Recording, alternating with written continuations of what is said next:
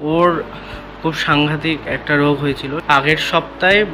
ভুতুর বিকেলবেলা আমি দেখি যে ওর হাতগুলো ভীষণ রকমের ছটফট করছে আর মুখ দিয়ে সাংঘাতিক রকমের স্যালাইভা চারিদিকে পড়ে আছে। তো আমি সঙ্গে সঙ্গে আন্তরিকের যে হেল্পলাইন নাম্বারটা আছে ওখানে ফোন করি। সঙ্গে সঙ্গে আমাকে ওখানে ভুতুকে নিয়ে যেতে বলেন এবং সেখানে ভুতুর স্যালাইন চললো। তারপর আমি দেখলাম ওর অক্সিজেন নেওয়ার প্রবলেম হচ্ছে, ও মুখ দিয়ে অক্সিজেন নিচ্ছে। চেস্ট এক্সরে করে দেখা যায় যে ভুতুর সিভিয়ার নিউমোনিয়া ধরে গেছে।